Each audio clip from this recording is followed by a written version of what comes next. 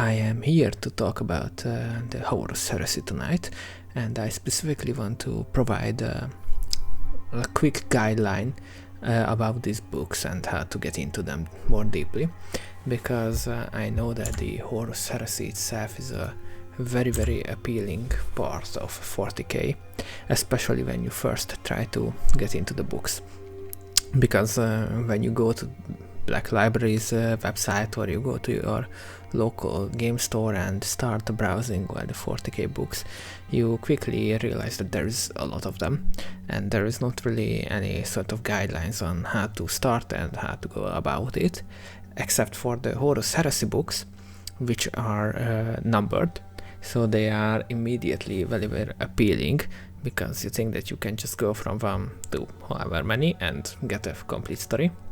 And also, when you first start reading 40k books, and if you are sort of anyway similar to me, you have probably been watching all sort of 40k lore videos at this point, and you have heard all about the Horus Heresy. That's what everybody talks about first, and you are really curious to get into it. So you get out there and decide to get into it.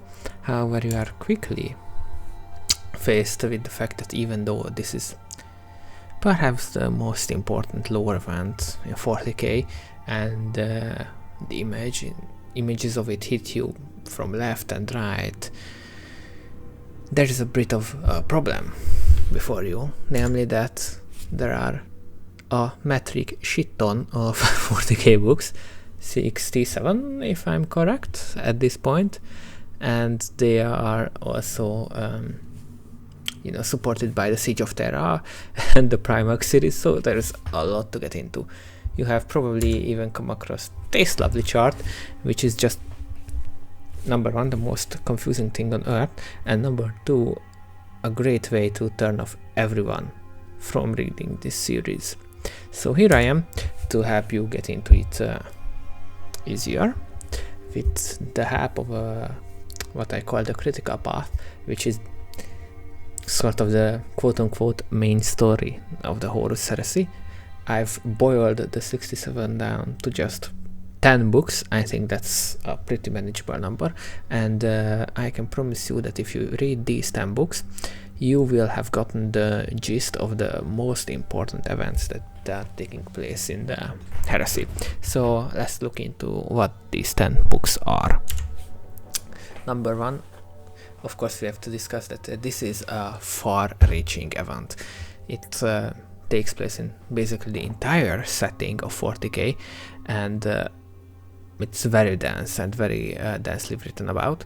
So we won't be covering absolutely everything, and I highly encourage you that even after you have read the 10 books that I am going to suggest in just a second, you go out there and explore the books that are about your personal favorite legion, because not all of them are created equal in terms of how good the books are about them. And if this is something that sounds interesting to you, I promise you that at the end of the video I'm gonna have some honorable mentions about books that are not that important, or maybe just deal with secondary events, but are really well written and are very enjoyable. So if that's something that's interesting to you, then do stick around to the end of the video.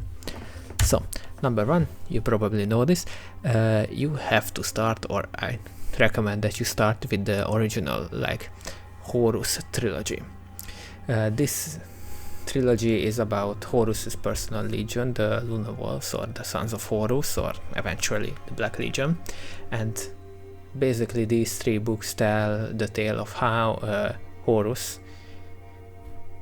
started as the favorite son of the Emperor and has eventually fallen to chaos.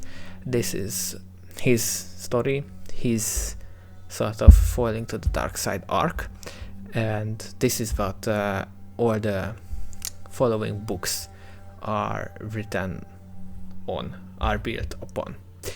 So I really don't recommend that you skip these, even though that especially the last one and the middle one have a bit of a lacking quality, they are still very interesting and captivating.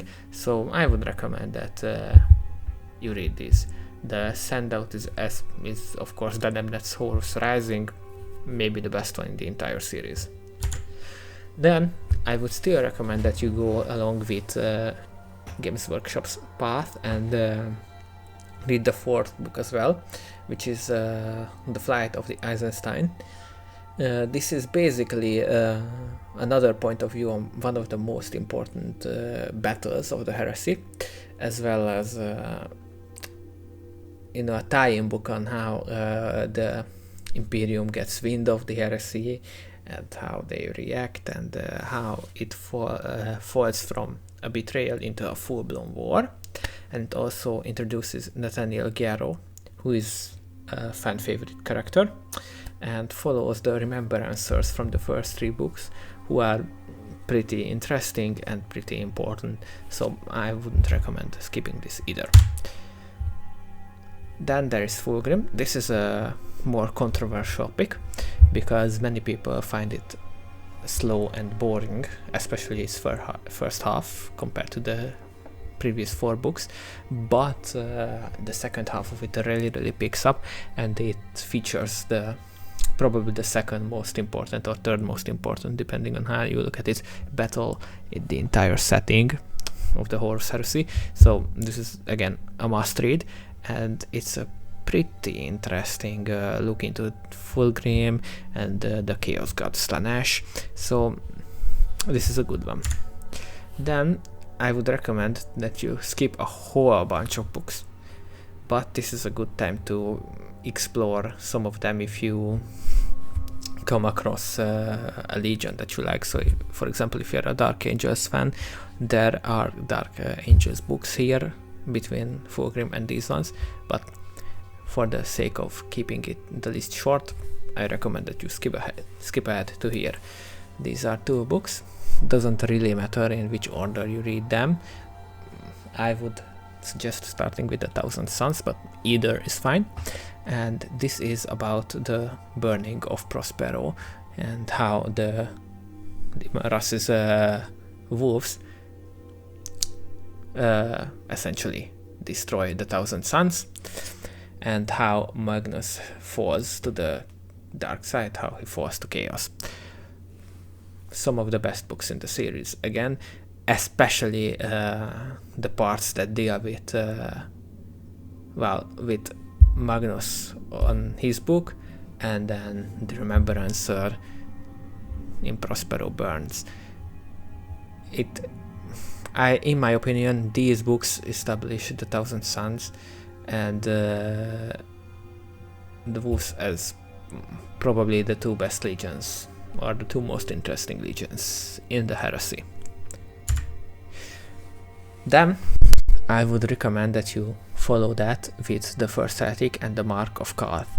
This is basically the story of Guilliman and Lorgar, and how the Lorgar falls to chaos, and how big of a role Guilliman plays in this.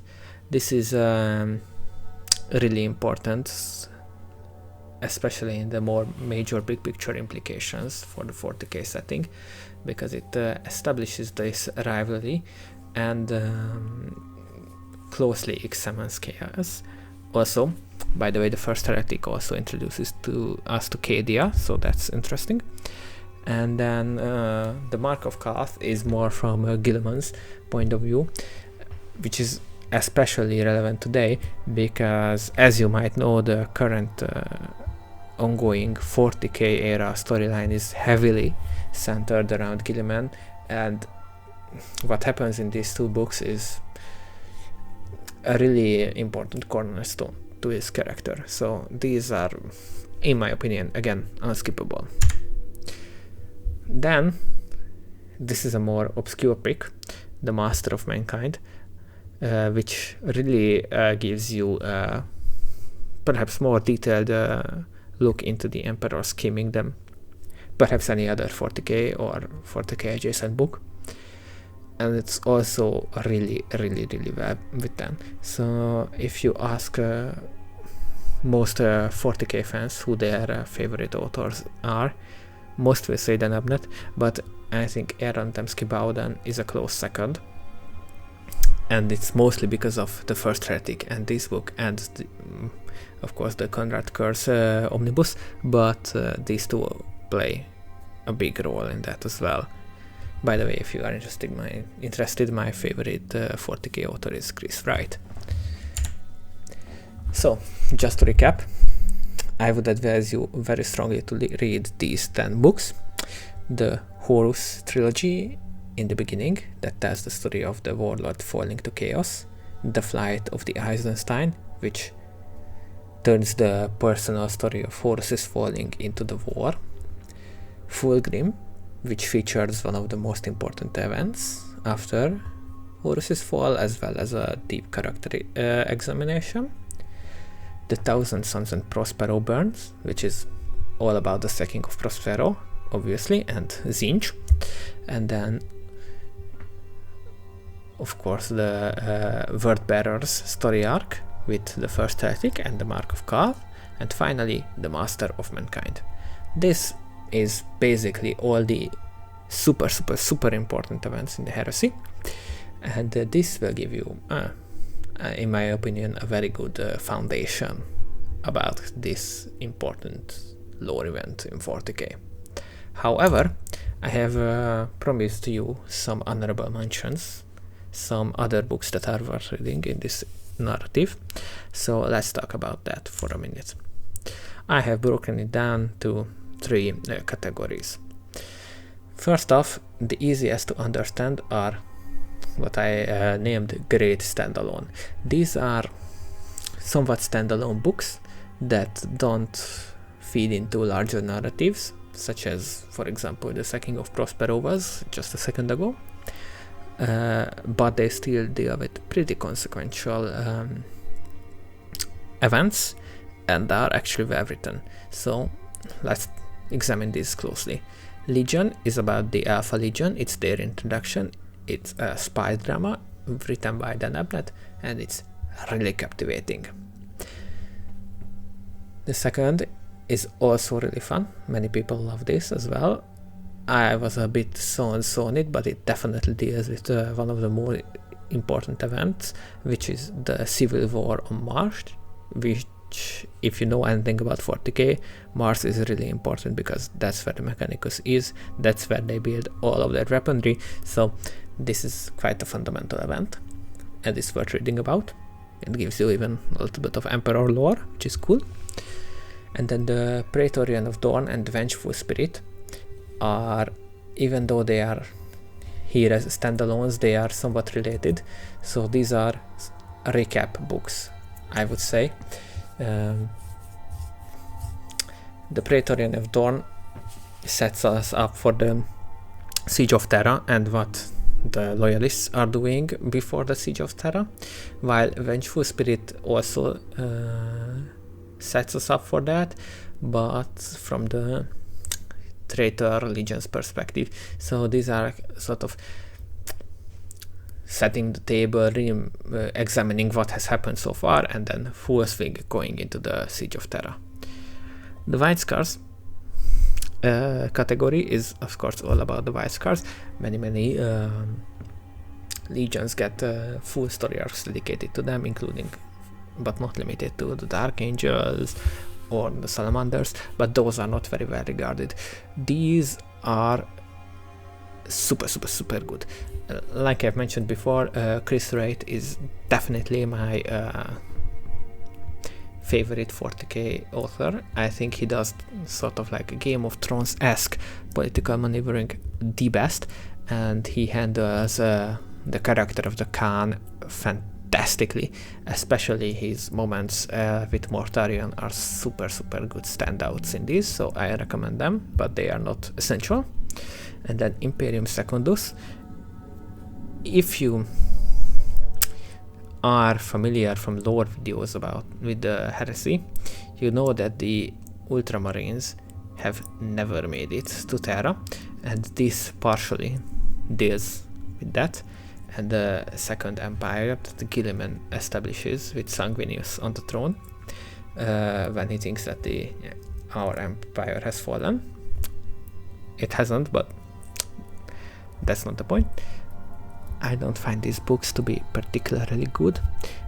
In my opinion, there are too many Primarchs in them, and Primarchs are best when they have human characters to contrast them against, but there are no human characters in them, or at least very few and uninteresting ones. So I would recommend skipping these, unless you are really into Guilliman, who, like I said, is a driving force in current 40k narrative, and what he did here is of course important to his character, so it might be worth checking out for that reason, but it's not essential.